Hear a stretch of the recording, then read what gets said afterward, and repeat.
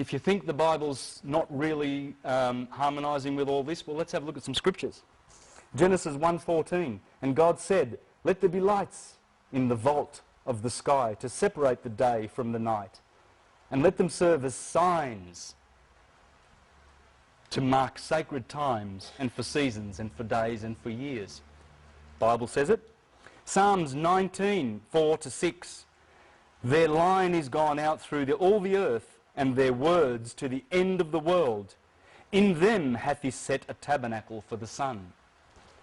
The tabernacle is this. This is the tabernacle of Moses. This is the temple of Solomon.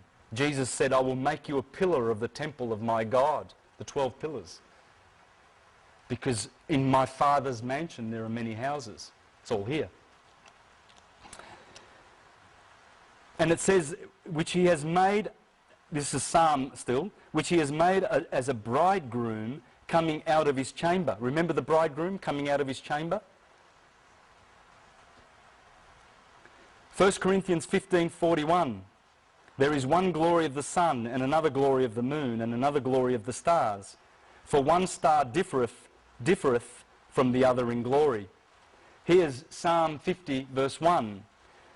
"His power is from the rising of the sun until the setting thereof." Who are we talking about? The sun. Because the sun's power is only good during the day. The Bible's telling us.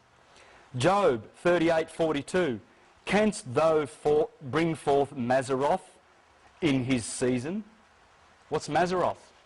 It's in the Bible in Job 38:32. It's the zodiac. Can you, and Job is saying, God is saying to Job, can you tell the zodiac? Do you know, as Homer and Hesiod and Aratus and all the great poets said, when you see Taurus, you go out and get your bull and plough, and then you will be able to benefit. These are the two covenants. The covenants of works. This is the covenant of works because you have to work to gather. And this is the covenant of rest. Because you can't work here, you can't plough. If you go out and plant some seeds in the winter, you're going to die. Malachi 4:2, "The Son of Righteousness with healing in its wings." Well, that's interesting. That's Malachi, the very, very, very last verses of the Old Testament. Because Malachi is saying the Son, Jesus, is coming. We're going to turn to the sun. We've been worshipping the moon and Saturn and Jupiter and all the planets. Now it's time for the sun, because we have to get mankind to go up into the heart chakra. Because that's where we're going. As a race, we're going to the heart chakra. We've been down here fighting in the bottom red chakras. We've been fighting. We've been concentrating on power. It's all over. That game's all over, man. We are going into the heart chakra. How do I know? Well, we've been in the age of Pisces for 2,000 years, ruled by Jupiter. Jupiter's the boss. He took the throne from Saturn. He always stole from his father, but we are now going back to Saturn. We're going back to Aquarius. And when we go back to Aquarius, the opposite is Leo. In Leo, there's a star called Regulus, and it's the little atom that's in your heart. It's a centripetal atom that commands all the other atoms in your body, according to occult theology and alchemy. That is the atom in the heart. And that atom, when the age of Aquarius comes up in the east on the equinox here, opposite will be Leo. And Regulus is that star, the biggest star in the constellation. It corresponds to that heart chakra. And Regulus in Arabic is called the Messiah. The Messiah is coming back. It is. It's the stars. It's the new heavens and the new earth that are going to come with the age of Aquarius. It's not New Age stuff. It's timeless. Everything I'm telling you, there's nothing here that's New Age. None of it. Although it harmonises with it perfectly well. I don't get involved with it. Not much. I listen to a bit of Drumbelow Melchizedek and David Wilcock and guys like that, Stuart Swerdlow. Well, that's not... But anyway, you know what I'm saying. This is timeless information. It's not New Age at all. There it is there. The sun with healing in its wings. And whoopsie-daisy, there it is there. And guess what this is? This is the Jehovah's Witness Assembly Hall in New Jersey. They have that on the top of it. There's the sun, remember? Helios. Look at the Baptist church. Living hope. You think they know something? Who's the Son? Oh, the Son of God. S-U-N and S-O-N are interchangeable. They always have been. There he is, the yes. The yin and the yang. Look at this. This is old. This is probably about, I don't know, 20,000 years old. Because there's a lot of stuff in Egypt that is so old. And they bequeathed this marvellous science to us. Right? In the Bible, in the book of Timothy, the Apostle Paul says, in the last days shall come evil times, that they will be lovers of themselves, lovers of money, and untrustworthy and unfaithful. Well, yeah, that's a cycle. When we go close to our star Sirius, we go to the golden age. When we are away from the sun, which we have been for the last 2,000 years, we're in the dark ages. We go from gold down to silver, down to bronze, down to dark. Yes, of course in the last days there's going to be this ignorance. But Hermes said it thousands of years before the Apostle Paul did. Let's have a read of Hermes. Just a little snippet out of this is the lament of Hermes, because he was in Egypt. Well, it was the spiritual wisdom that was in Egypt that cried out and said, there are days coming in which they will come to this land, to Egypt, and they will strip all of our beautiful images. Images. What's an image? This is why the religion of the who hate the idols, because idols are symbols, icons, images. They help you to imagine. Imagine. Image.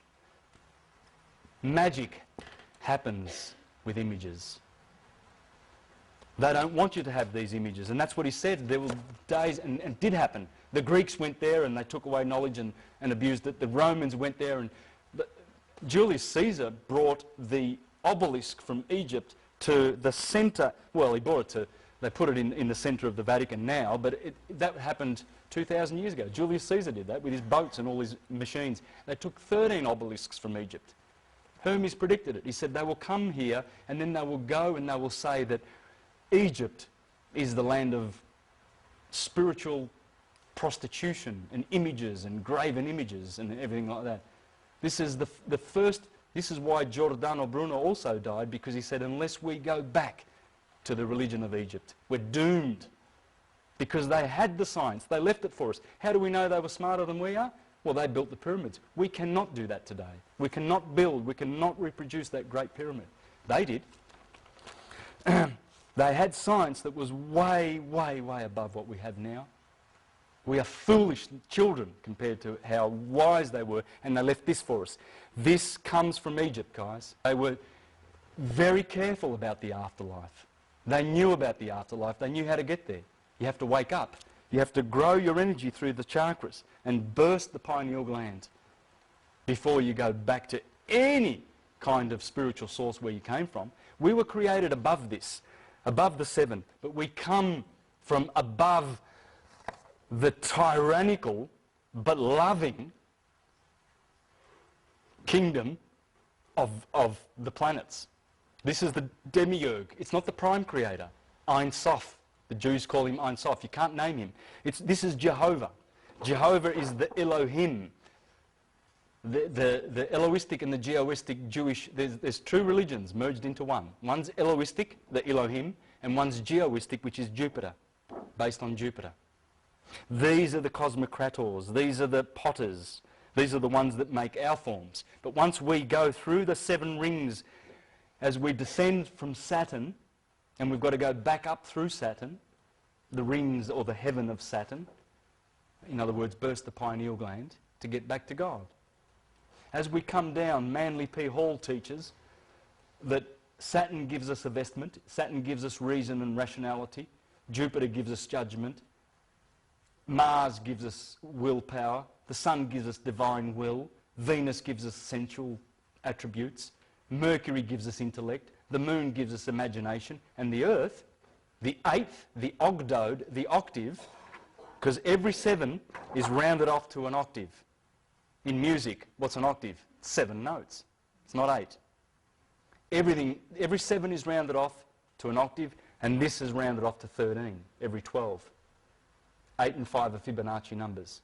We'll go into that another time. But when we get out of there, when we climb back, as we descend down those rungs, we get 7 vices. Jealousy, greed. We get these earthly base low vibrating. The molecule is the lowest degree of life that exists.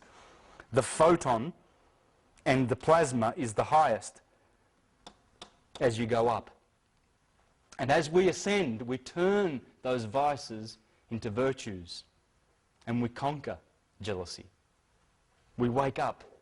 We activate the powers that were given us. We all have 7 powers, and we are here to activate them. And we have 12 labours to do. We have to activate those 7 powers, and we have to do our 12 labours, whatever they are. The sun, Hercules, has 12 labours. Samson had to kill the lion. Hercules has to kill the lion. The sun has to die. It has to go through that climbing and growing. It has to struggle here and get baptized and purified in February, which means purification. And then it conquers here. And then the sun grows in momentum and he gets enthroned. That's the enthronement of the sun. But then later, as he goes on, he gets betrayed. And the sun gives his life so that all may live. That's what it's talking about. Remember, the kingdom of cold, this is hot. That's the hottest part of the day, hottest part of the year, hottest part of the body. This is cold, the opposite. Everything is opposite here. Look at this. Venus and Mars. Venus and Mars. The moon and Saturn. That's not so much obvious with the moon and Saturn in Cancer and Capricorn, but it is with Mercury and Jupiter. There's patterns here, guys, and you'll see the patterns.